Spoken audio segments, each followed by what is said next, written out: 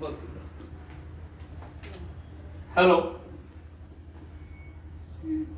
आगतम स्वागतम सुस्वागतम. चला कवितेच्या बनात या उपक्रमांतर्गत चालू असलेल्या वाचक संवादाचा 232वा हा भाग आज एका मोठ्या उंचीवर संपन्न होतोय, याचा आम्हाला सार्थ अभिमान आहे. कोरोना हे शब्द बऱ्याच जणांच्या मनामध्ये धडकी भरवणारा आहे. कोरोना या शब्दानं बऱ्याच जणांचं वाईटही केलं, पण आज या कोरोनामुळे आमचं चांगलं होतंय. याचा अर्थ असा आहे, आदरणीय साहित्यातली अत्यंत उंची गाठलेला एक, मी त्यांना म्हणतो की साहित्यातला बाप माणूस, आदरणीय सर्वांचं आदराचं स्थान असणारे रारंग बोराडे सर आज ते आपल्याशी संवाद साधणार आहेत. ते स्वतःच्या कर्म या साहित्य कृतीवर संवाद साधणार आहेत. रारंग बोराडे सर त्यांचं झालेलं वय, परिस्थिती, वातावरण या सर्वांचा विचार करता आज त्यांना घरच्या बाहेर पडणं जवळपास दुरापास्त आहे. आणि म्हणून अशा परिस्थितीमध्ये देखील आज ते आपल्याशी या वाचक संवादाच्या माध्यमातून साहित्यावर आपल्याशी संवाद साधत आहेत. हा आमच्यासाठी अत्यंत आनंदाचा क्षण आहे. रारंग बोराडे सर यांचं नाव एवढंच बरंच काही सांगून जाणार आहे. त्यांचा परिचय देखील त्यांच्या या नावापुढे कमी पडावं. संपूर्ण महाराष्ट्रच नाही, मराठी साहित्य जगतामध्ये रारंग बोराडे हे नाव अत्यंत उंचीवरचं नाव आहे. त्यांच्या साहित्य कृती समाजाला एक चांगले विचार देणारे आहेत. बऱ्याच वेळेला वाचकांकडून अशा काही गोष्टी ऐकायला मिळतात की लेखक लिहितो,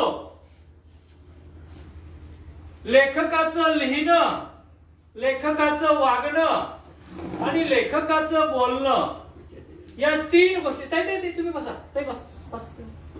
इथं बसा, या तीन गोष्टी या त्रिशूळासारख्या वेगवेगळ्या दिसतात. परंतु रारंग बोराडे सरांच्या बाबतीमध्ये हे त्रिशूळ नाही, तर एकच शूळ आहे. ज्यांचं वागणं, ज्यांचं लिहिणं, बोलणं आणि जगणं हे तिन्ही एकच आहे. आपण वागायचं एक, आपण बोलायचं एक आणि लोकांना शहाणपणा सांगण्यासाठी लिहायचं एक, हे यांच्याकडनं आतापर्यंत झालेलं नाहीये. जे ते वागतात, जे जगतात तेच लिहिलेले आहेत. त्या साहित्य कृती म्हणून तर आज आपल्या सर्वांना आवडतात. आणि अशा या साहित्य कृतीवरचा संवाद होणं आमच्या मनामध्ये कितीतरी दिवसापासून होतं, पण योग येत नव्हता. आणि आज तो योग या ठिकाणी जुळून आलेला आहे, हे आमचं आम्ही भाग्य समजतोय. सर्वप्रथम चला कवितेच्या बनात या उपक्रमांतर्गत चालू असलेल्या या वाचक संवादाच्या 232व्या कार्यक्रमामध्ये आणखी एक दुसरी महत्वाची गोष्ट सांगतोय. आज नवीन वर्ष चालू होतोय आमच्या वाचक संवादासाठी. 2021 हे वर्ष 4 दिवसापूर्वी चालू झालं सगळ्यांसाठी, पण आमच्या वाचक संवादासाठी आज चालू होतोय. आणि या नव्या वर्षाची सुरुवात एका बाप माणसाच्या शब्द सुमनानं होते, ही आमच्यासाठी अत्यंत गौरवाची बाब आहे. आणि म्हणून मी समस्त साहित्यिकांच्या वतीनं या चला कवितेच्या बनात या उपक्रमाच्या वतीनं आदरणीय रारंग बोराडे साहेब अर्थात रावसाहेब वनारसी रंगराव बोराडे सरांचं या वाचक संवादामध्ये मी हार्दिक स्वागत करतोय. आज या वाचक संवादाच्या अध्यक्षस्थानी असलेल्या आमच्या मातोश्री आदरणीय सुलभा रावसाहेब बोराडे या आपल्याला अध्यक्ष म्हणून आज पहिल्यांदा पाहायला मिळत असाव्यात असं मला वाटतं. आणि हे पहिलं मान आम्हाला मिळतंय हेही आमच्यासाठी अभिमान आहे. आज या वाचक संवादासाठी आवर्जून उपस्थिती नोंदवलेले आमचे आदरणीय जगतपुरी सर, साहित्य क्षेत्रातलं हेही एक उंचीवरचं नाव, तेही आज या वाचक संवादाला या ठिकाणी उपस्थित आहेत. याच बरोबर आमच्या भगिनी आदरणीय प्रतिभाताई गारडे याही या ठिकाणी उपस्थित आहेत.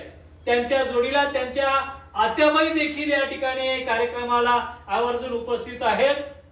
आणि जगामध्ये सांगत असताना पहिला अभिमान आपल्या आईसाठी असतो. आणि बंद करा बंद करा बंद करा बंद करा बाहेर काढा बाहेर काढा हे लाकडाला. तर या ठिकाणी दुसरा अभिमान वाटतो तो आपल्या बायकोचं नाव घ्यायला. आणि आज ज्या पद्धतीनं बोराडे सर आपल्या पत्नीसह या व्यासपीठावरती विराजमान आहेत, त्याच पद्धतीनं या कार्यक्रमाला माझी पत्नी सुचिता ही देखील उपस्थित आहे. आणखी एक दुसरी महत्वाची गोष्ट, माझी बहीण आदरणीय अलकाताई पांचारे ही या ठिकाणी उपस्थित आहे. याच बरोबर माझी मुलगी, ती शिकायला बाहेर राहत असल्यामुळे कार्यक्रमाला बऱ्याच वेळेला तिला येता येत नाही, पण आज ती या कार्यक्रमाला उपस्थित आहे. नेहा तीही उपस्थित आहे. आणि आमचे संयोजक हा कार्यक्रम 232 पर्यंत घेऊन येण्यासाठी ज्यांचं बळ आम्हाला लाभलं किंवा ज्यांच्या बळामुळे आम्ही 232चा पल्ला गाठू शकलो, ते आदरणीय मुरलीधररावजी जाधव सर, तेही या कार्यक्रमाला उपस्थित आहेत. तेव्हा या नव्या वर्षाच्या आपल्या सर्वांना शुभेच्छा देतोय. आणि मी मध्ये माझं बोलणं थांबवतो आणि आदरणीय बोराडे सरांना विनंती करतोय की आपण आपल्या गर्भ या साहित्य कृतीवर आम्हा वाचकांशी संवाद साधावा. आदरणीय बोराडे सर.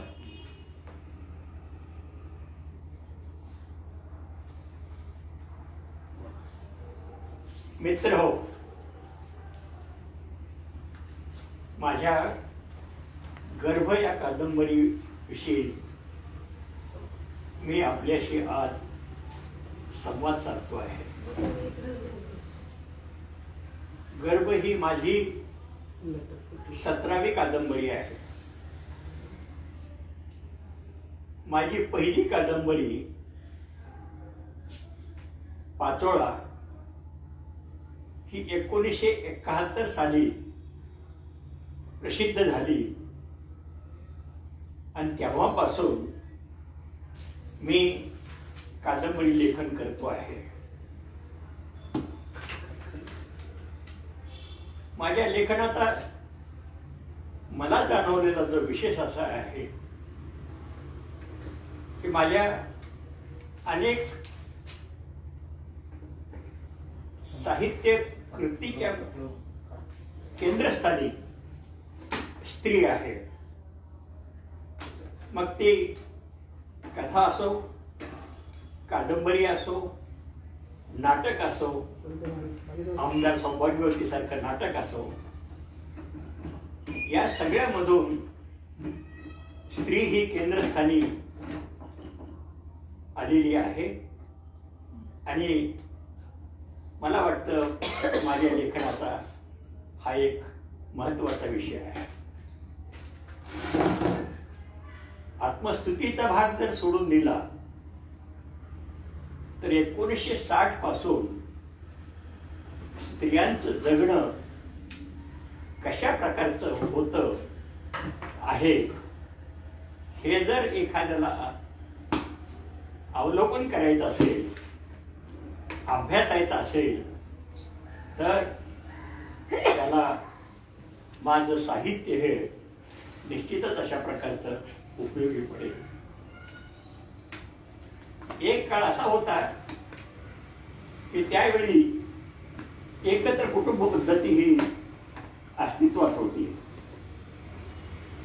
आणि एकत्र कुटुंब पद्धतीचे जसे काही फायदे आहेत तसे काही तोटे देखील आहेत.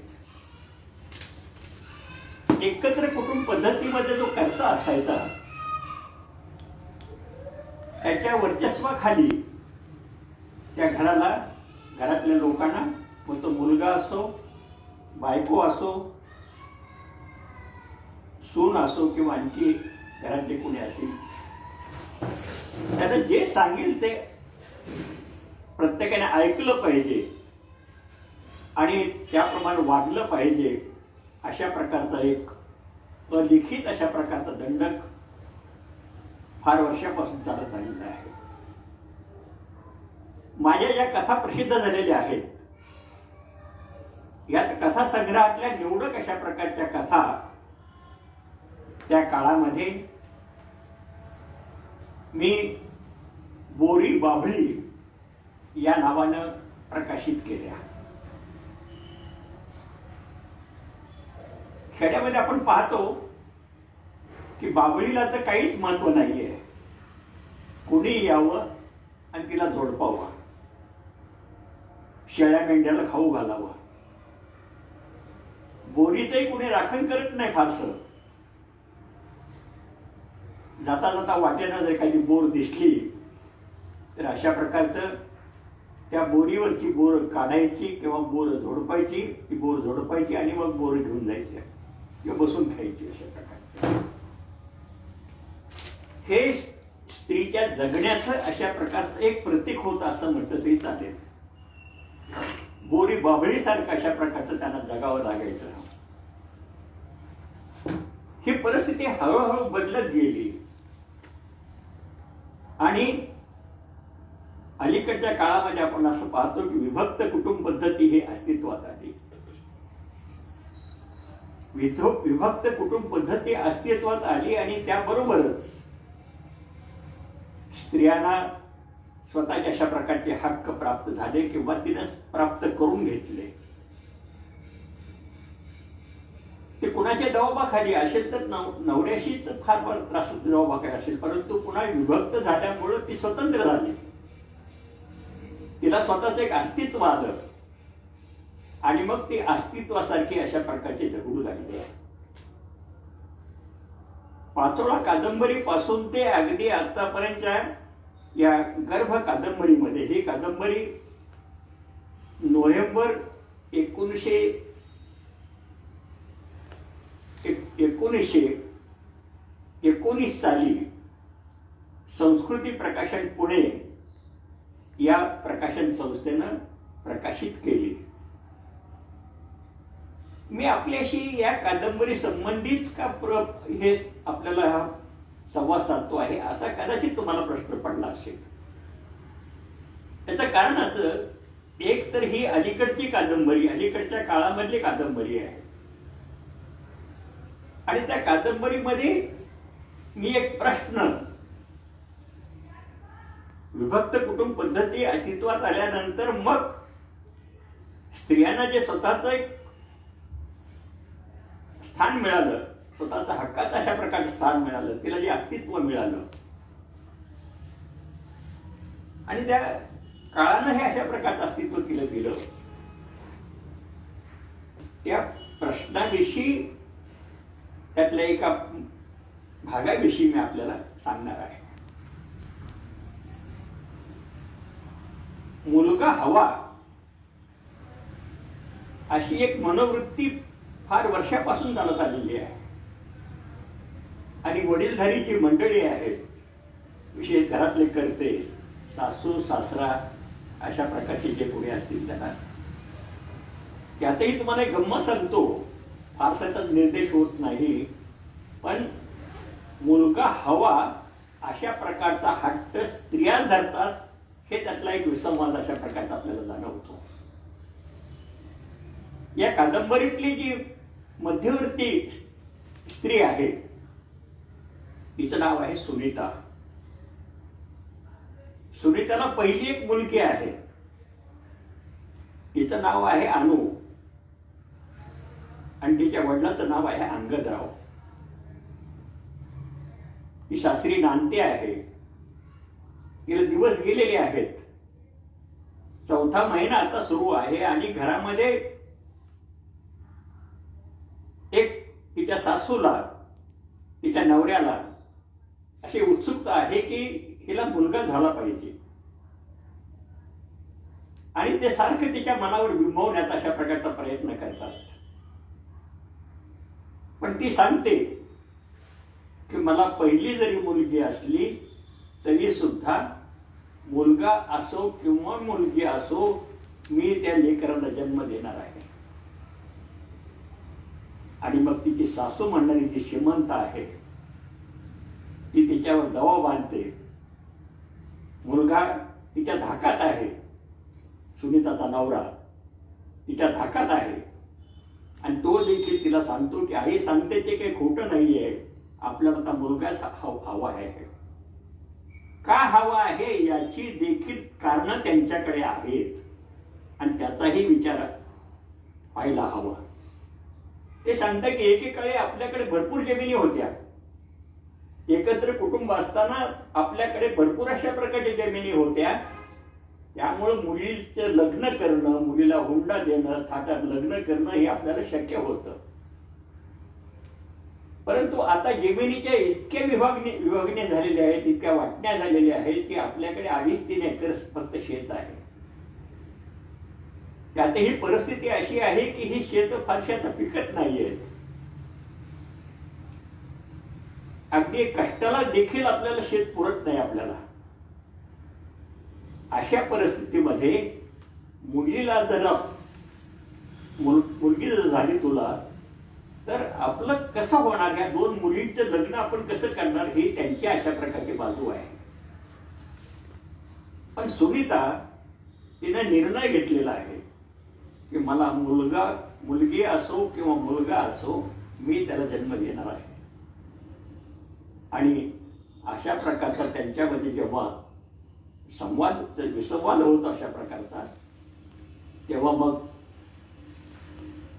सासू तिला सांगते, जर तुला तुझ्या अशा प्रकारचा हट्ट असेल तर तुला सासर सोडून तुला माहेरी राहावं लागेल, आम्ही तुला नांदवणार नाही. आणि मग तिच्या वडिलांना एक निरोप करतात, ते मोबाईलवर निरोप घेतात की तुम्ही ताबडतोब येऊन भेटून जा तुम्ही. तिचे वडील घाबरतात. अंगदराव, काय झालं, कारण लेकीचं नांदणं जर योग्य रीतीनं झालं नाही तर पुन्हा बापाला आणखी एक संकट येतं, कारण त्याला ते सांभाळावे लागते. आणि अंगदरावची परिस्थिती वेगळी आहे. अंगदरावचा करता मुलगा वेगळा राहिलेला आहे, आणि त्यांनी काही थोडीफार जमीन येण्यास फक्त दिलेली आहे, हे करा तुम्ही, हे करा आणि त्याच्यावर तुमचा प्रपंच चालवा. अगदी तो एकदम बाजूला झालेला आहे. आणि मग वडिलांना आणि मग आईला असा प्रश्न पडतो की ती पुन्हा माहेरी आली तर पुन्हा या सगळ्यांचं, तिची मुलगी, ती होणारं लेकरू, हे सगळं आपण कसं करायचं. आणि मग सगळ्यात महत्वाचं म्हणजे जगरहाटी जी आहे की अशा प्रकारे नांदत नाही, ती अशा प्रकारचा हट्ट तिने धरलेला आहे, त्याच्यामुळे ही पुन्हा माहेरी आलेली आहे. अशा प्रकारचा पुन्हा एक चर्चा लोकांच्या मध्ये विपरीत तऱ्हेनं अशा प्रकारची चर्चा होत राहील. आणि म्हणून अंगदरावना ते निरोप करतात, बोलवून घेतात. अंगदराव येतात, तिची बाजू ऐकून घेतात, त्यांचं म्हणणं ऐकून घेतात. आणि मग सुनीताला सांगतात की काही झालं तरी तू नकार देऊ नकोस, माझी परिस्थिती ही अशी आहे, मी आता थकलेलो आहे, आणि आमच्या माघारी तुझा कोण सांभाळणार, करणार, कसे राहणार तो माहेरी, काही कर, पण अशा प्रकारचं ते जे म्हणतात ना त्याला अशा प्रकारची तू संमती देतो. आणि मग शेवटी ते रडतात. सुनीता बघते की वडील रडायला लागलेत आपल्यासाठी, आणि मग मनात नसताना देखील ती संमती देते, ठीक आहे, त्यांना जे मला करायचं असेल ते करू दे, त्याला तपासू द्या. वडील सांगतात की अगं तुला मुलगीच होणार अशी काय समजतेस तू, तुला मुलगा देखील होईल ना, तपासते ते, त्यांच्यामध्ये शंका येऊ दे. जर मुलगीच जर असेल तुझ्या पोटामध्ये तर मग बघू काय करायचं ते. सुनीता संमती देते. आणि मग मध्यस्थामार्फत एका जिल्ह्याच्या गावी सुनीताची गर्भलिंग तपासणी निदान करण्यासाठी तिला आणलं जातं. एका डॉक्टरकडे लोकरे नावाचे एक डॉक्टर असतात त्यांच्या हॉस्पिटलमध्ये. कारण तो जो मध्यस्थ असतो तो फक्त ह्या सगळ्या गोष्टी अशा करत असतो जे का अशा प्रकारचं आहे त्यांना दवाखान्यात घेऊन यायचं आणि त्यांच्यामध्ये जे काही हे करेल आपलं जे घेणं ठरेल ते मध्ये करायचं. डॉक्टर त्याला काही त्यातलं हिस्सा द्यायचे त्याला. आणि अशा तऱ्हेनं एके दिवशी मग ती जी धाकटी मुलगी असते छोटी असते अनु ती आजोबाबरोबर निघून जाते त्यांच्या गावाला आणि सुनीता आणि पंढरी त्या दवाखान्यामध्ये तपासून घ्यायला येतात. तपासणीसाठी बसल्यानंतर मग जी काही रक्कम भरायची आहे ती रक्कम भरण्यासाठी हा पंढरी आणि जो मध्यस्थ आहे त्या डॉक्टरकडे जातो आणि सुनीताच्या मनामध्ये एक खळबळ सुरू होते की आता काय करायचं, या परिस्थितीमध्ये आता काय करायचं.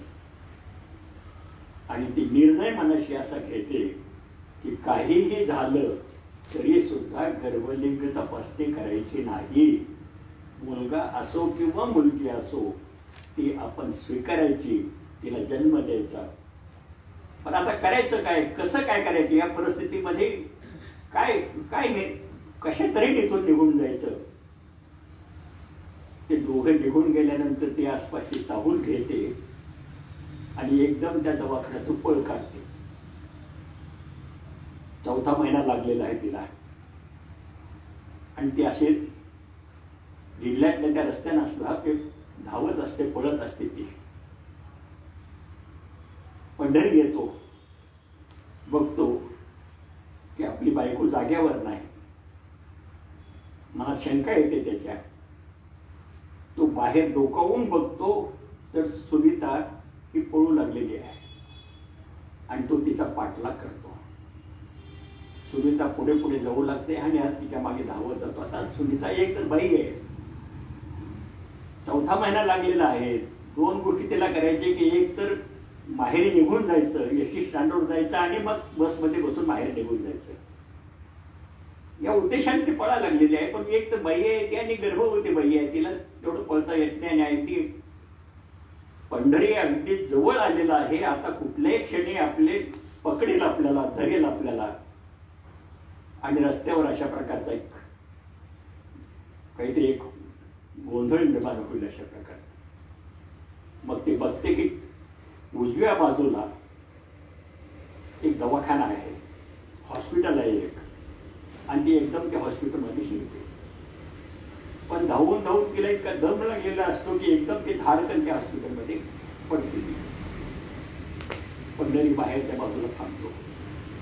आता काय करायचं, बाहेर येईलच ना ते थोड्या वेळानं. आल्यानंतर खूप विचार असते. नर्स धावत येते. दमयंती घाडगेचं हॉस्पिटल आहे ते, डॉक्टर दमयंती घाडगे. आणि मग ती नर्स घाबरते. डॉक्टर बहिणा जोर जोर हाका मारते. केबिनमधून डॉक्टरांनी बाहेर येतात. काय झालं का तर ते म्हणजे बाई अशी पडलेली आहे. ते थोडंसं पाणी तिला प्यायला देते. थोडं पानात पडते पाणी थोडे आणि मग तिला बसवते. तू बस थोडंसं, काय झालं तुला मला सांग थोडंसं. तर ती सांगते की अशा प्रकारचं सगळं जे घटना आहे की अशा प्रकारचं मला गर्भलिंग हे करण्यास तपासण्यासाठी मला इथं आणलेलं आहे आणि मला कोणत्याही परिस्थितीमध्ये गर्भलिंग तपासणी करू द्यायची नाही. कारण मुलगी जरी असली मला तर माझी मुलगी काढून टाकतील ते. मला नाही आहे गर्भलिंग तपासणी करायची नाही आहे. दमयंती घाडगे पूर्वी विचारायची बाई आहे, डॉक्टर आहे ती. असंच ना, तू काळजी करू नकोस, बैस तिथं. तुझा नवरा कुठं आहे? तो माझा पाठलाग करीत आला, कदाचित तिथंच कुठं दडून बसला अशा प्रकारचा. आणि मग नर्सला सांगते की त्याला बोलव आतमध्ये. तो वाचल्या बाजूला. तर पंढरी आतमध्ये येतो.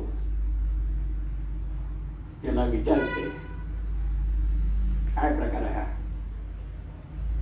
तो म्हणतो मॅडम मी या बाईचा नवरा आहे, मी तिचं काय करायचं हे ठरवण्याचा मला पूर्णतः अशा प्रकारचा अधिकार आहे.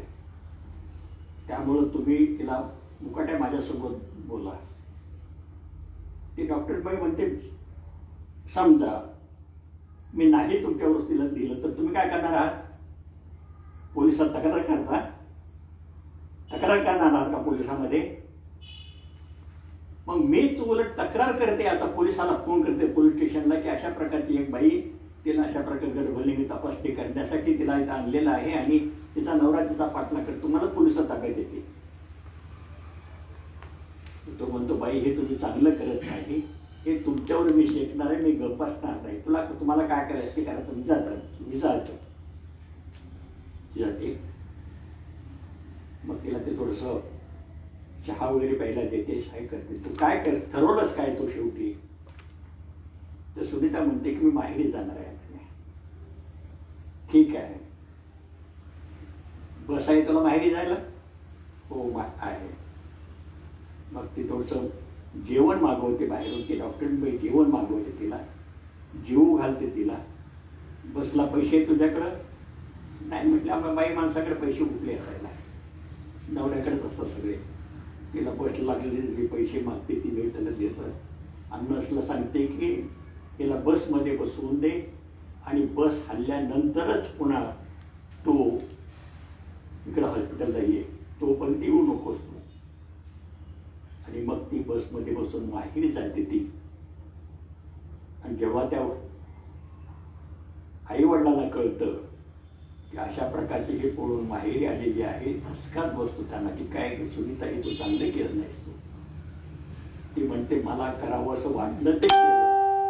तुम्हाला जर माझं ओझं होणार असेल, तुम्हाला जर तुमच्याजवळ मला राहू द्यायचं नसेल तर मी वेगळं राहते,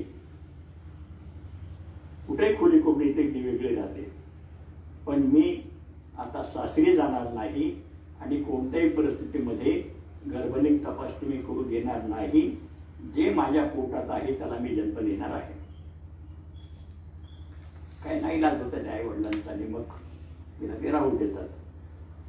आणि मग अधूनमधून ते नर्सनं सांगितलं की अधूनमधून तिला तपासायला घेऊन या, मी कुठल्याही प्रकारची फी तुम्हाला आकारणार नाही आहे. तिची डिलिव्हरी देखील माझ्या हॉस्पिटलमध्ये होईल. आणि मग अंगदराव तिला अधूनमधून त्या हॉस्पिटलमध्ये तपासणीला घेऊन येतात. आणि मग डिलिव्हरीसाठी त्या हॉस्पिटलमध्ये ती ॲडमिट होते आणि तिला मुलगा होतो.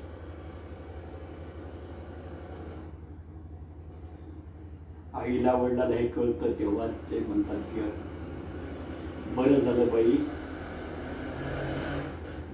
बाई, तुझं नांदणं आता मार्गी लागलं, तुझं आता तुला मुलगा झाला. ते वडिलांना सांगते की एक लक्षात घ्या तुम्ही, या मुलाच्या बापाची सावली मी माझ्या मुलाच्या अंगावर पडू देणार नाही. संपलं म्हणे त्यांची आमच्या अशा प्रकारचे संबंध संपले आमची. आणि ते मुलाला जन्म देते, राहते आणि मग माहेरी जाते पुन्हा. आणि मग काही दिवसांना ज्यांना कळतं की तिला मुलगा झालेला आहे आणि मी थोडंसं जरा आपला तर मान राखला पाहिजे, पुन्हा तिला आपल्याकडे आणलं पाहिजे वगैरे या भावनेनं ते तिच्याशी थोडंसं निरोप देणं, काय हे करणं वगैरे असं त्यांचा प्रकार सुरू होतो त्यांचा. वडिलांना वाटतं की काय करायचं आता. पण दबाईन ते गाडगे असतील सांगतात, डॉक्टर असतात तर सांगतात तिला की या मुलीला, तुमच्या मुलीला मी माझ्या हॉस्पिटलमध्ये नोकरी देणार आहे. तेव्हा तुम्ही तुमच्या खेड्यातलं जे काही घर आहे तिथं न राहता तुम्ही तिच्याजवळ राहा. तुम्ही तिला घर बघून देणं वगैरे माझी तिची दुसरी जी नर्स आहे ती करेल तुम्हाला. तिची कुठल्याही प्रकारची फिकीर करू नका. दरम्यान घडतं असं की निरोप पाठवून हिला पुन्हा पण निरोप पाठवतात की जे झालं गेलं ते सोडून दे आणि तू अशा प्रकारचं नांदायला तू ये. ती नकार देते, नाही कुठल्याही परिस्थितीत मी आता नांदायला येणार नाही. तुमचे माझे संबंध संपले. आणि एके दिवशी तिचा नवरा तिला ओढून घेऊन जाण्यासाठी येतो. 4 दणकट माणसं सोबत येतो, एका जीपमध्ये येतात आणि तिला घेऊन देतात. आणि ती आरडाओरडा सुरू होतो. आणि एवढ्यामध्ये गावातले काही लोक जमतात आणि त्यातले एका संघटनेचे तरुण मुलं सांगतात की तुम्ही इथून मुकाट्याचा, नाहीतर तुमचं इथून दवाखान्यात भरती करण्यासाठी म्हणून तुम्हाला इतका मार देऊ आम्ही की तुमचं इथं पाणी मागणे तुम्हाला अवघड होऊन जाईल. आणि तो मुकाट्या निघून जातो. तो एवढ्या लोकांसमोर लोक आपला निभाव लागणार नाही म्हणून. अशा प्रकारचं हे असं चालू असताना ती आता शहरात आलेली आहे. एक घर करून राहते आहे. आई वडील घर सांभाळतात. अशा प्रकारचं ती दवाखान्यात नोकरी करते. आणि इकडे मग पंढरीला पश्चाताप होतो की आपण कारण एक निराशेचं जीवन त्याला जगावं लागतं. आईचं एकीकडे धाक आहे, पण त्याला वाटतं किती दिवस आपण हे करणार असं. मग एके दिवशी तो तिला भेटण्याचा प्रयत्न करतो. त्या मुलीमार्फत शाळेत ती मुलगी गेलेली असते, त्याची पंढरीची मुलगी शाळेत गेलेली असते ती सुनीताची. आणि मग तिच्याजवळ एक चिठ्ठी देतो तो आणि तिला सांगतो की माझं चुकलं, तू आता इथं राहणार असेल तर मी देखील राहतो तुझ्याबरोबर, किंवा तो गावाकडे जाऊन मला वेगळं राहतो मी आईपासून, पण तू हे कर म्हणून. पण ती सांगते, वडिलांना सांगते, नाहीये, कोणत्याही परिस्थितीमध्ये माझं त्याचं नातं संपलेलं आहे, मी आता त्याच्याजवळ नांदणार नाही. आणि मग तसा निरोप त्याला मिळतो आणि त्या निराशेच्या ह्याच्यामध्ये तो आत्महत्या करतो, तिचा नवरा. आणि मग प्रकरण अशा प्रकारचं वाढतच जातं अशा प्रकारचं. आणि ती आत्महत्या केवळ तिच्यामुळं त्यानं आत्महत्या केली अशा प्रकारच्या पोलीस स्टेशनमध्ये तक्रार करतात. नवे एक बनावट कागद त्याच्या खिशामध्ये टाकून देतात आणि तिला अटक करण्याची मागणी करतात. परंतु त्या गावचा जो सरपंच असतो, तो पंचायत समितीचा सदस्य देखील असतो, तो ठामपणे त्या बाजूला उभं राहतो आणि योग्य प्रकारे चौकशी केल्याशिवाय हिला अटक वगैरे करू नका, कारण त्यांच्या बोलण्यावर तुम्ही जाऊ नका. आणि तिची अटक टळते तिची. आणि मग हा तर वारलेला आहे, त्यांच्या अंत्यविधीला देखील तिनं येऊ नये, आली तर मी त्या चितेला अग्नी देणार नाही त्याच्या पुन्हा चुलत मुलाच्या बाबत. आणि ती जेव्हा अंत्यविधीला बाप म्हणतो की चल ग तेवढं शेवटी दर्शन लोकांचा अपवाद पुन्हा लोकांच्या अंत्यविधीला देखील आलेले म्हणून ती येते, परंतु तिला त्याची वाईट वागणूक देते आणि मग ती परत येते अशा प्रकारचं. आणि मग तिला नाही म्हटलं तरी तिच्या सासूला असं वाटतं की एकदा ते मूल तरी बघावं आपण. आणि तिची नजर चुकून एकदम पत्ता काढत तिचा एक नातेवाईक जवळचा, आणि ते दोघं ते घर शोधत घेतात. फक्त म्हणतात की आम्हाला फक्त ते बाळ पाहायचे, दुसरं काहीच नाही. असं नाही वाटत, नाही लागत होतो.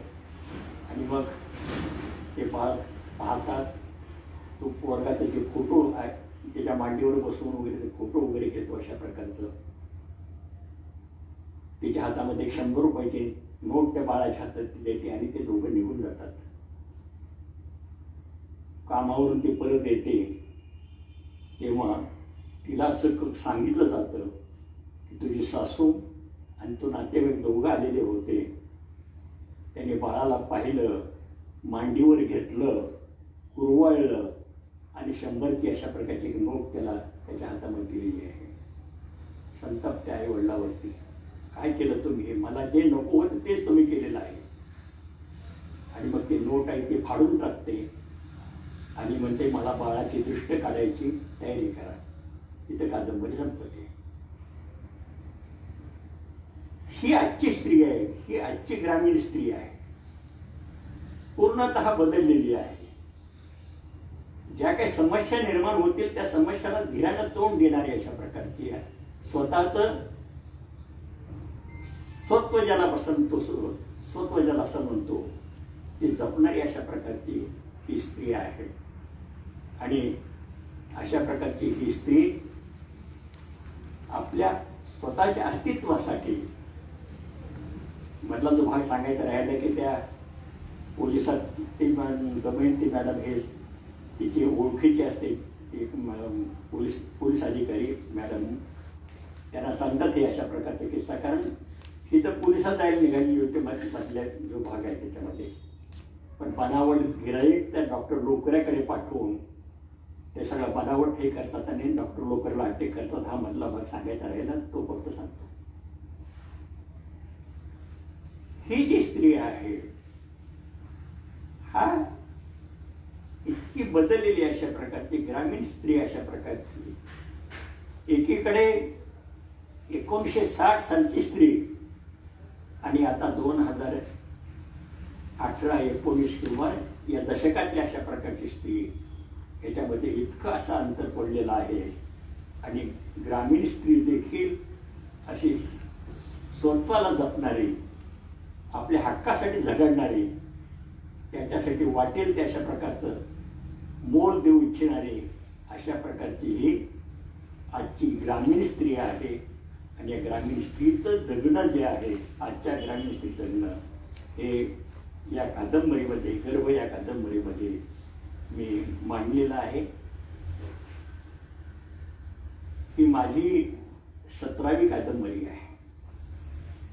1971 साली पाचोळा प्रसिद्ध झाली.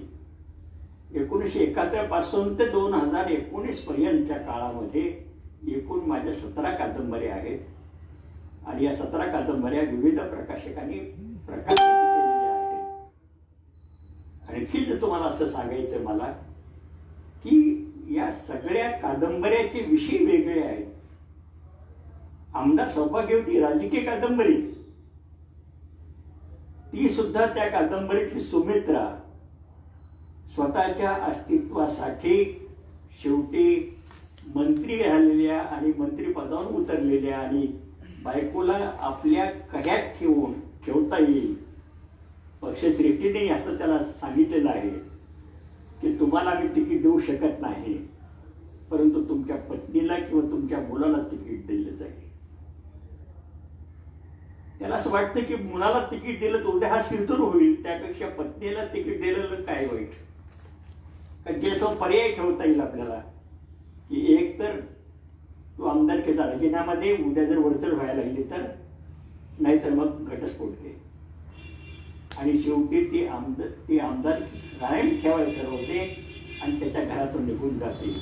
ही आमदार सौभाग्यवती म्हटली स्त्री आणि ही सुनीता, अशा प्रकारचे आलेख आपल्याला एक निश्चितपणे काढता येईल. मित्रांनो, माझ्या कादंबऱ्या आशयप्रधान आहेत. मी जे लिहितो ते वाचकापर्यंत थेट गेलं पाहिजे, त्याच्या काळजाला थेट भिडलं पाहिजे, या प्रवृत्तीनं, या भावनेतून मी लिहितो. अभिव्यक्तीचे कोणतेही प्रयोग मी केलेले नाहीत, करणार नाही. कारण आशयप्रधान कादंबऱ्या देणं एवढंच माझ्या लेखनाचं उद्दिष्ट आहे. आणि या उद्दिष्टाचा अशा प्रकारचा गर्भ ही कादंबरी हा एक भाग आहे. पुढे काय लिहीन काय सांगता येत नाही आता, परंतु कदाचित ही माझी शेवटची कादंबरी असण्याची देखील शक्यता आहे. धन्यवाद.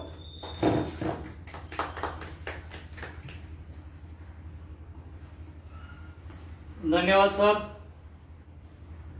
आपली ही शेवटची कादंबरी हे आपले शब्द खोटे करून आमच्यासाठी आपली आणखी साहित्यकृती याव्यात या अपेक्षा, आणि आपली साहित्यकृती प्रत्येक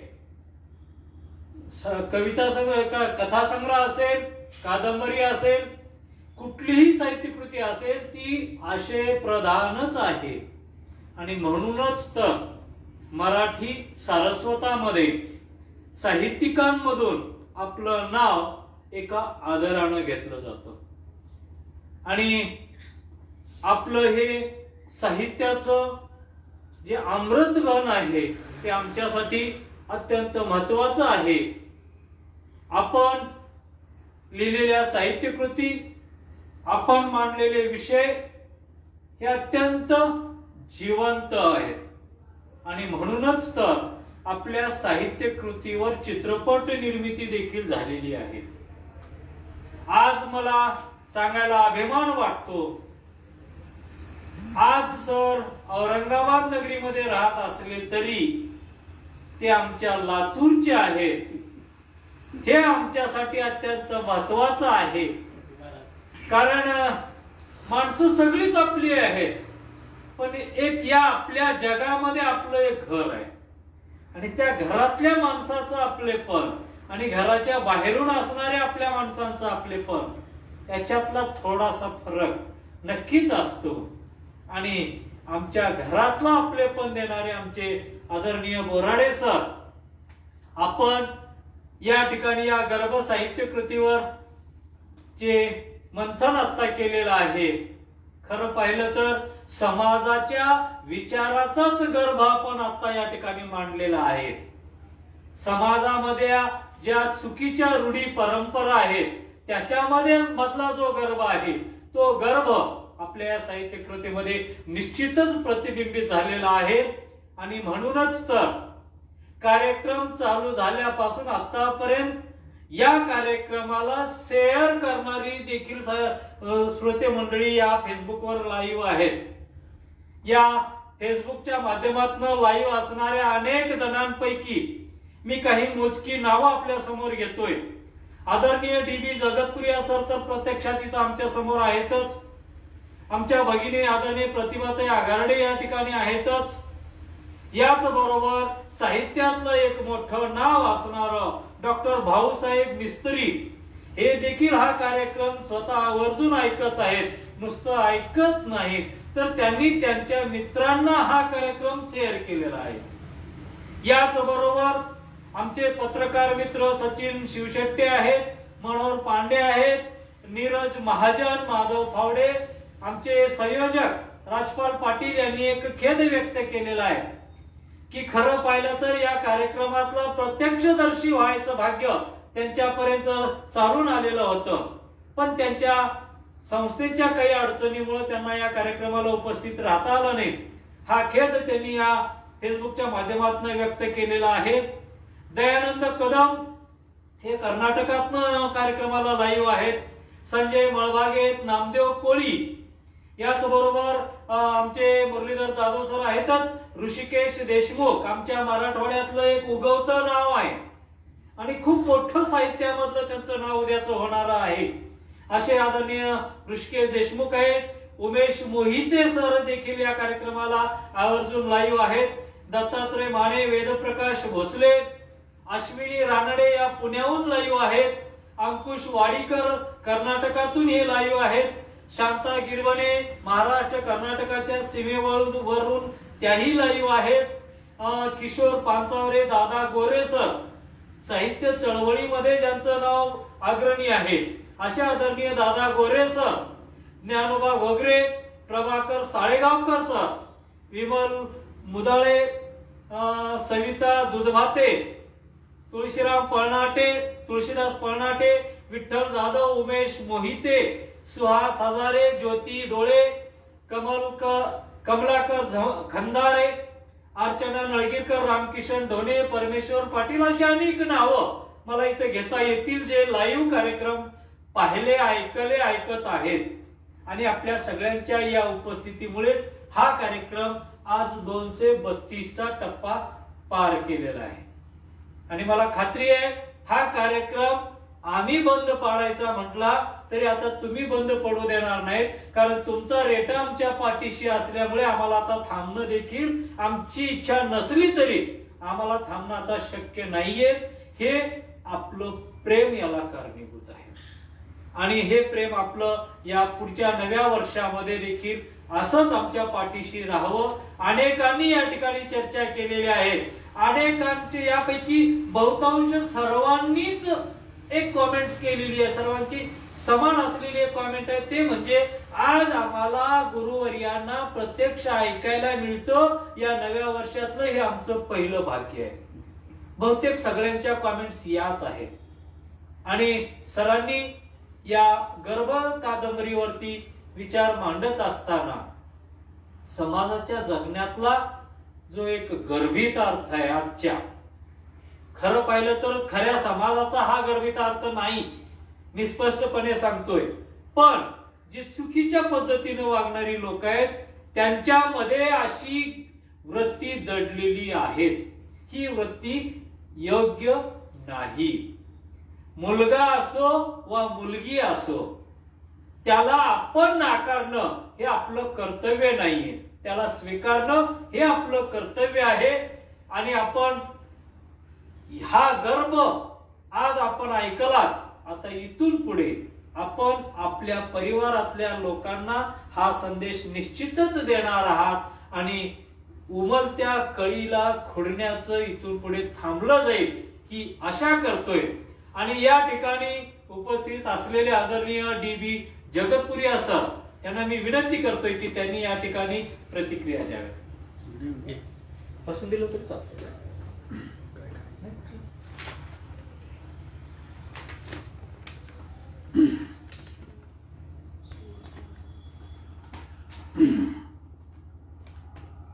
साहित्य रसिक हो, आपण नुकतीच आता एक जबरदस्त कादंबरीची व्यथा आणि दीर्घकथा गुरुवर्य रारम बोराडे सरांच्या तोंडातून ऐकली आहे. कथाकार कसा असावा, लेखक कसा असावा आणि त्याने आपलं लेखन श्रोत्यांपर्यंत कसं पोहोचवावं याचा आदर्श नमुना रारम बोराडे सर आहे. माझं भाग्य, मी अनाहूतपणे या ठिकाणी आलो होतो. तसे सरांबरोबर माझे जळगावला, धुळ्याला आणि गोंदेगाव सारख्या लहान खेड्यातील 2-3 कार्यक्रम झाल्याचं मला आठवतं. पण मित्रांनो, साहित्यिक भरपूर आपण बघतो, पण रारम बोराडे सारखे अस्सल साहित्यिक खूप कमी आहेत अजूनही, मी ठामपणे सांगतो. याचं कारण असं की रारम बोराडे सर लातूरचे असले तरी ते मातीला फितूर होणारे साहित्यिक नाहीत.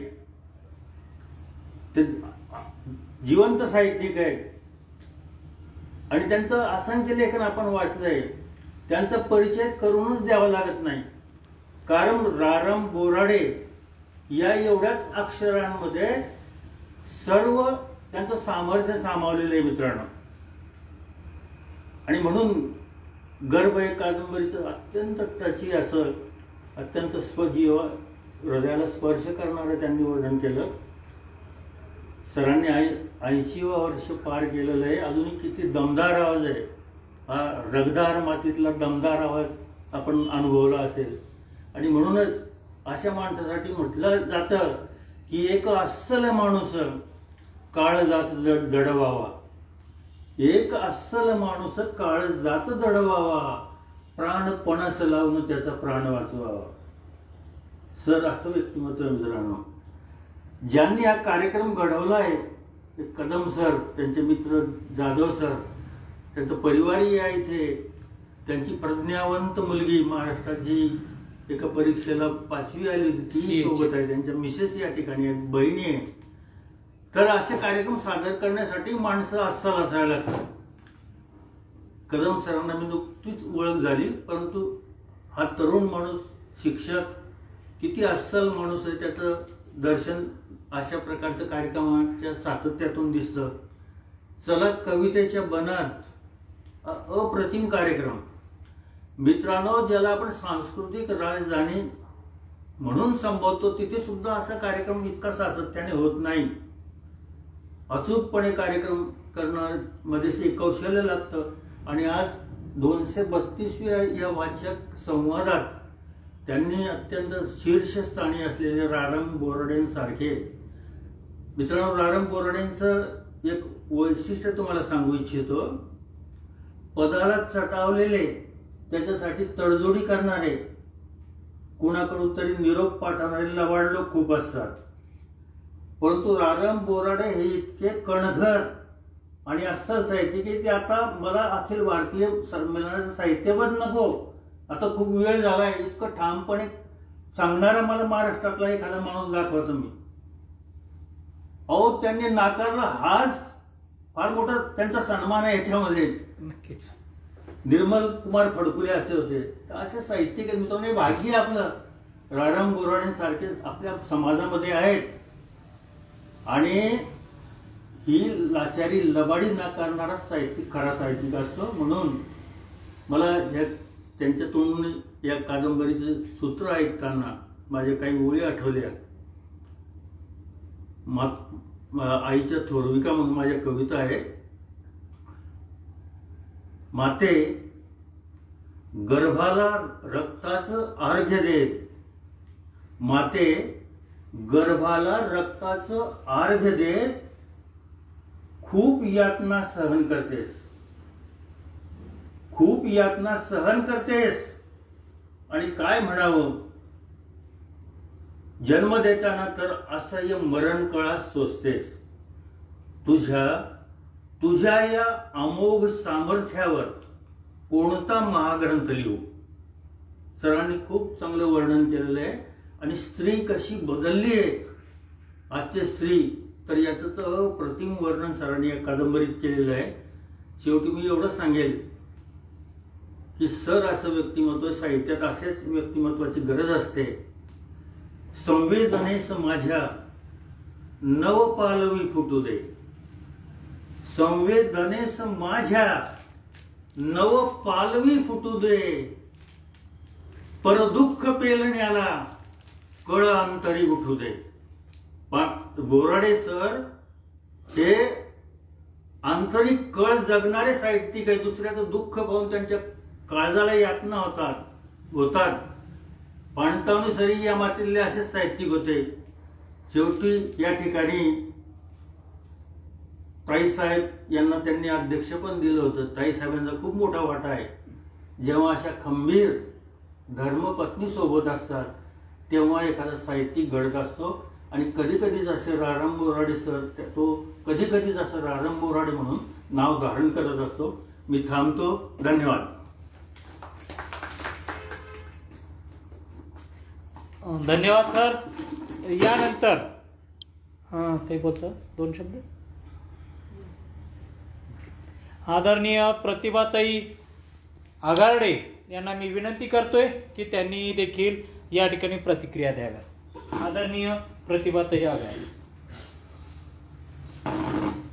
खरं तर सरांनी कदम सरांनी फोन केला की आम्ही तुमच्याकडे येतोय औरंगाबादला. मी इथून 90-80 किलोमीटर अंतरावर राहते, खेड्यामध्ये राहते, ग्रामीण भागामध्ये. तर इतका आनंद झाला की फक्त नावच ऐकलं की राराम बोराडे सरांकडे जायचंय, तेवढ्या नावावर आम्ही तिथून इथे आलो आणि खूप आनंद झाला.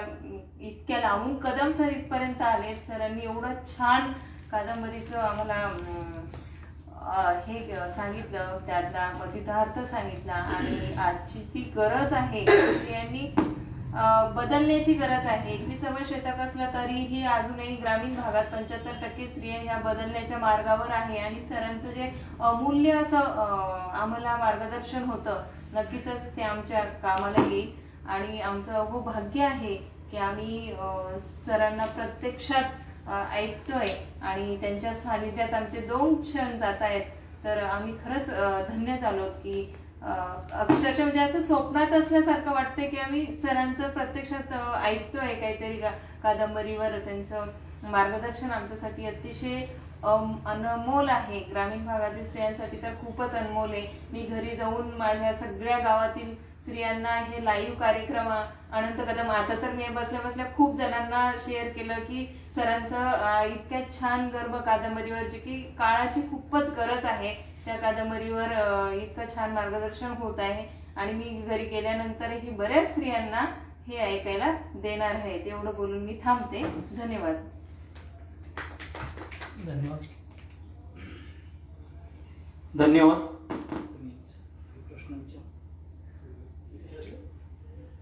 तर या ठिकाणी या संवादाच्या समारोपाला जाण्यापूर्वी मी सरांना एक चर्चेच्या संदर्भाने एक गोष्ट विचारू इच्छितोय.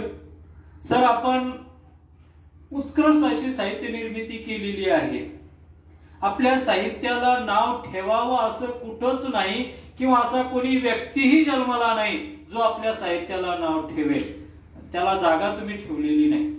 पण अलीकडच्या काळामध्ये साहित्यामध्ये काही गोष्टी चुकीच्या घडत आहेत, किंवा साहित्य चुकीच्या पद्धतीचं लोकांच्या समोर येत आहे. अशासाठी आपण काही सूचना किंवा आपण काही सांगू इच्छिता काय?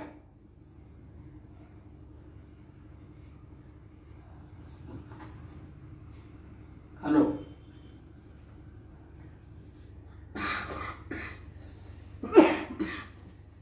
स्वतःविषयी माणसानं बोलू नये, पण कधी कधी बोलणं हे आवश्यक असतं. मी इतरांच्या बाबतीत बोलत नाही, परंतु स्वतः संबंधी बोलत असताना मी असं सांगत असतो की स्वतः लिहिता लिहिता मी नव्या पिढीतल्या लेखकांना लिहिता करतो. त्यांचं त्यांना मार्गदर्शन मी करतो. आयुष्यामध्ये अनेक गोष्टी मी जपल्या. सृजनशील लेखक असं जेव्हा आपण म्हणतो तेव्हा माझ्या मनामध्ये असलेला जो अर्थ आहे तो असा की जो लेखक सृजनही जपतो आणि शीलही जपतो तो खरा सृजनशील लेखक आहे, अशी माझी स्वतःची एक भूमिका आहे. लेखकानं आपले आदर्श निर्माण केले पाहिजेत. एकीकडे शब्दसृष्टीचा ईश्वर असं म्हणायचं आणि दुसरीकडे त्या ईश्वराला बाधा येईल अशा प्रकारचं वागायचं, हे कधीही लेखकाच्या बाहेर जगू नये. मी लिहितो, सन्मान मिळाले, मला खूप सन्मान मिळाले.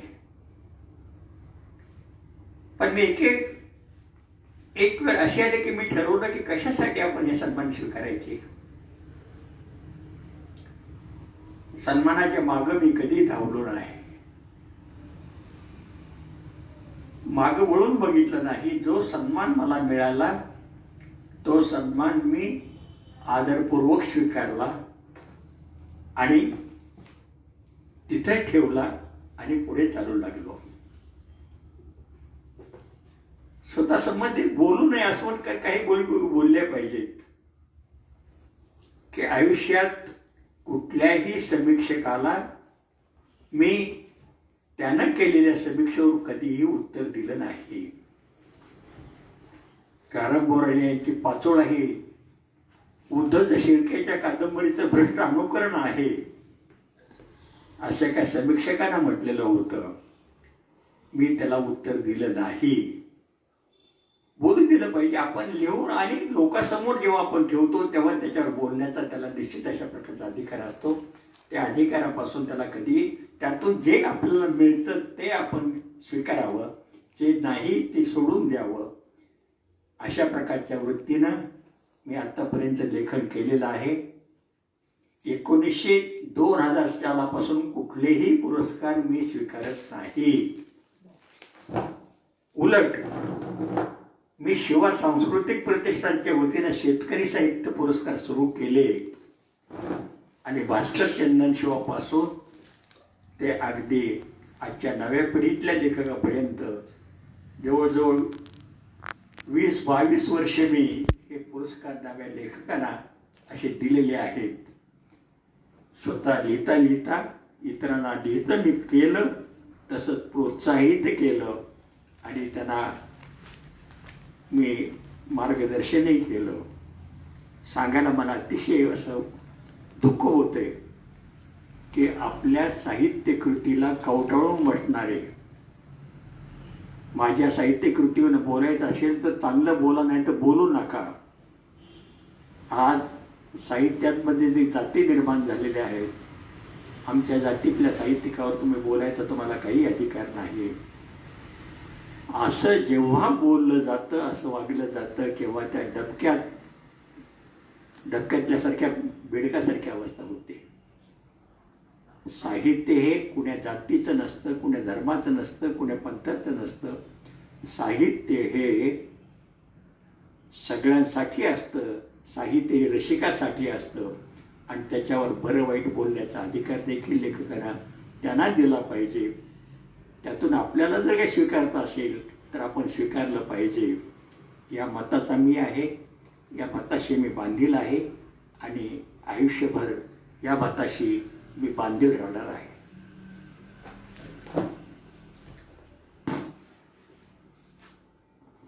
धन्यवाद सर.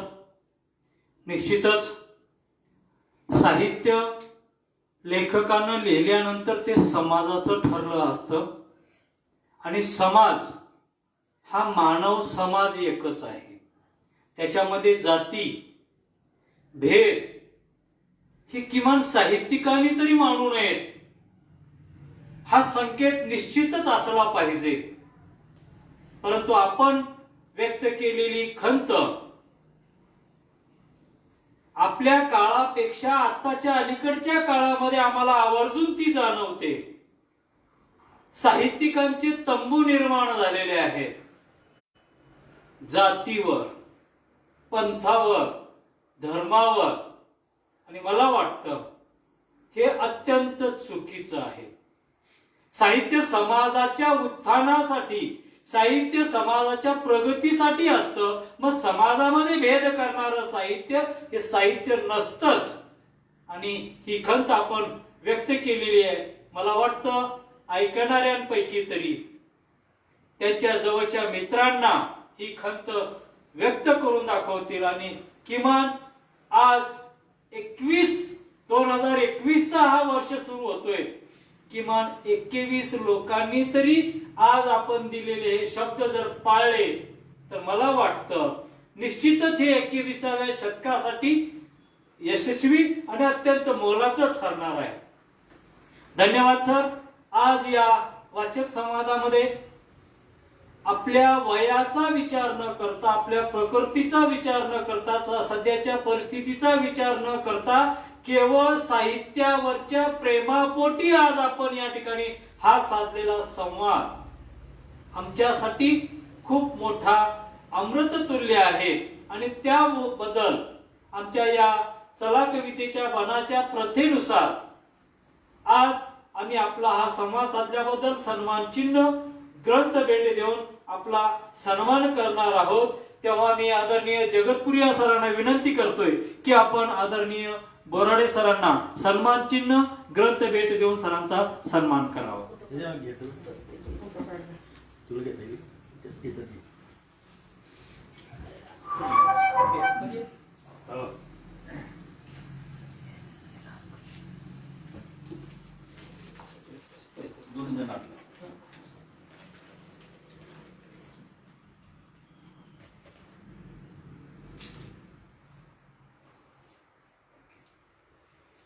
धन्यवाद.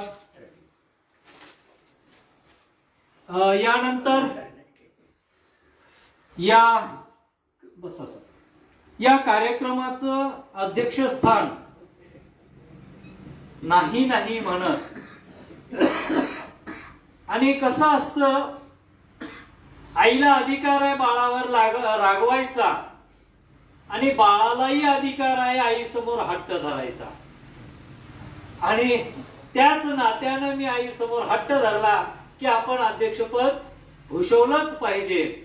शेवटी आपल्या बाळाचा हट्ट पुरवणार नाही ती आई कसली. आणि आज माझा हट्ट या ठिकाणी पुरवून या कार्यक्रमाचं अध्यक्षस्थान भूषवणाऱ्या आमच्या आदरणीय सुलभाताई यांचाही सन्मान करणं आमचं कर्तव्य आहे. तेव्हा मी आदरणीय प्रतिभाताई आगाडे यांना मी विनंती करतोय की देव माणूस, तुमच्या नशिबाला देव माणूस लाभलेला आहे आणि असाच एक देव माणूस आमच्या उदगीर मध्ये झाला आणि हा देव माणूस ग्रंथ आपल्याला देऊन आपण सन्मान करावा. मी आदरणीय प्रतिभाताईंना विनंती करतोय.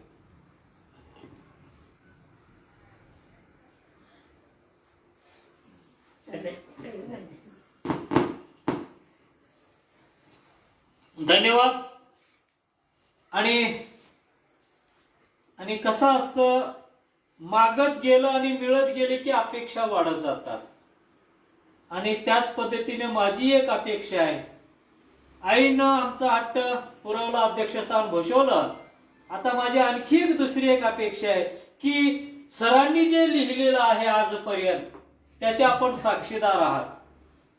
आणि आत्ता जे बोलले आणि आमचा हा कार्यक्रम, या तिन्हीच्या अनुषंगानं आम्हाला आशीर्वादपर 2 शब्द आपण बोलावेत, मी अशी विनंती करतोय.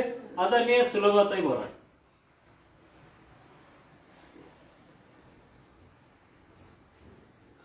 जसं येईल तसं ताई, जे वाटलं ते. जसं आपण बोलतो. हा, मला तुम्ही जे अध्यक्षपद दिलं त्याबद्दल मी तुमचे आभार मानते. सरांच्या ज्या कथा कादंबऱ्या आहेत त्या मी आवडल्या तर वाचते, खरं बोलते, खोटं बोलणार नाही. नाही आवडल्या तर वाचत नाही, हे काय. सरांचं मला आवडतं, आवडत नाही असं काही नाही. आजचा कार्यक्रम आवडता, कार्यक्रमाला मी जाते, पण माझं म्हणजे माझं जग वेगळं आहे, त्यांचं जग वेगळं आहे. वा वा, छान. खूपच छान. अध्यक्षपदाबद्दल काय वाटलं? आजपर्यंत कुठं काही असं अध्यक्षपद वगैरे घोषवलं का? आजपर्यंत मी अध्यक्षपद असं कुठेही स्वीकारलेलं नाहीये, पण आजचं जे अध्यक्षपद आहे ते माझ्या घरीच असल्यामुळं मी स्वीकारलं आणि ती माझ्या मुलानं मला अर्ज केला म्हणून मी ते स्वीकारलं. ओके, धन्यवाद. आपला आशीर्वाद आमच्या पाठीशी निश्चितच आहे आणि तो असाच असू द्यावा. यानंतर या कार्यक्रमाच्या समारोपाकडे मी जातोय. मी आदरणीय मुरलीधररावजी जाधव सरांना विनंती करतोय की आपण आजच्या या कार्यक्रमाचं आभार व्यक्त करावं. आदरणीय मुरलीधररावजी जाधव. आजच्या या कार्यक्रमाचे अध्यक्ष नाना म्हणत जे भूषवले त्याबद्दल मी सुलभाताईचे हार्दिक आभार मानतो. या आमच्या 232 जो संवाद आहे, वाचक संवाद, या वर्षातला पहिला संवाद आहे. आणि आमचं अहोभाग्य असं आहे की या वर्षातल्या पहिल्या प्रोग्रामसाठी तुम्ही अध्यक्षपद घोषवलात आणि ते मान्य केलात, त्याबद्दल खरंच आम्ही तुमचे आभारी आहोत. या वयात सुद्धा सरांनी जो खणखणीत वाणीमध्ये आमच्या वाचक संवादाशी जे संवाद साधला, आमच्या जे कवितेच्या पानातले जे काही प्रेक्षक आहेत, वाचक संवादाशी निगडीत लोक आहेत, त्यांच्याशी जो संवाद साधला त्याबद्दल मी त्यांचे आभार मानतो. सर, अजूनही आमच्या समाजामध्ये 21व्या शतकाकडे जरी आम्ही वाटचाल करत असलो तरी आज सुद्धा सुनीता आणि पंढरीचं जे तुम्ही चित्रण केलंय तशी लोक अजून सुद्धा आहेत. तर एवढी प्रगती होत चालली, इंटरनेटचा आविष्कार झालेला आहे, महिला शिक्षित झालेल्या आहेत, तरी सुद्धा ताईंनी म्हटल्याप्रमाणे, प्रतिभाताईंनी, समाजामध्ये अजून सुद्धा पंढरी आणि त्याच्या आईवडिलासारखे लोक राहतात. मग आम्ही कुठे कमी पडतो हा एक प्रश्नचिन्ह आमच्या पुढे उभा राहतो. त्यासाठी तुमच्यासारख्या निर्भीड लेखकांची गरज आहे आणि अशा निर्भीड लेखकांशी संवाद साधण्याचा आम्हाला लाभ झाला. त्याबद्दल मी तुमचे शतशत ऋणी आहोत आम्ही सर्वजण. कारण माझ्या कॉलेजच्या काळापासून मी तुमचे पुस्तकं वाचलेले आहेत, नाव ऐकलेले आहे. आज प्रत्यक्ष तुमच्याशी संवाद ऐकण्याचा लाभ मिळाला, त्याबद्दल मी स्वतःला खूपच भाग्यवान समजतो. तसेच आमचे जे प्रेक्षक आहेत, जे लाईव्ह आम्हाला आमचे संवाद साधलेत, त्याबद्दल सुद्धा त्यांचे आभार मानतो. दुसरे साहित्यिक आमचे जगतप्रिय सर आहेत, त्यांनी सुद्धा सरांच्या बाबतीत जे काही माहीत नव्हतं ते सर्वांना त्यांच्या प्रखडवाणीने समजावून सांगितलं, त्याबद्दल सुद्धा त्यांचे आभार मानतो. प्रतिभाताई, त्यांच्या सोबत आलेल्या ताई, ह्या एवढ्या दुरून ह्या कार्यक्रमाला आले, त्यामुळे कदम सरांसारखे आणि त्यांच्या टीम सारख्या लोकांना सुद्धा एक प्रोत्साहन मिळतो. आणि आज या इंटरनेटच्या काळामध्ये लेखकाकडे कोणी तेवढं लक्ष देत नाहीये, कारण लेखक हळूहळू कमी होत चाललेत. तरी लेखकांना प्रोत्साहन देण्यासाठी, लेखकाच्या लेखणीला उत्साह वाढण्यासाठी प्रेक्षकाची गरज आहे, असं त्या सर्वांनी त्याला प्रोत्साहन द्यावं.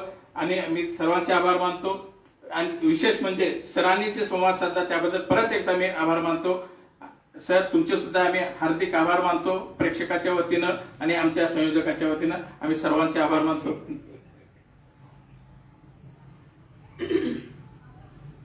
माझी पद्धत अशी आहे की घरी आलेल्या वाचकांना, माझ्या घरी आलेल्या कुठल्याही वाचकाला मी माझ्या ग्रंथसंग्रहातील त्याला हवं ते पुस्तक भेट देत असतो. इथं जी मंडळी उपस्थित आहेत त्यांच्यापैकी प्रत्येकाने माझ्या कपाटातलं त्यांना जे पुस्तक हवं आहे ते त्यांनी घ्यावं एवढीच एक नम्र विनंती आहे. धन्यवाद. सर तुमचे साहित्य कृती आम्हाला मिळते हे सुद्धा एक आम्हाला एक खरंच या वर्षातलं एक मोठं भाग्य आणि पारितोषिक समजतो आम्ही. परत एकदा सर्वांचे हार्दिक आभार मानून मी 2 शब्द संपवतो. ओके.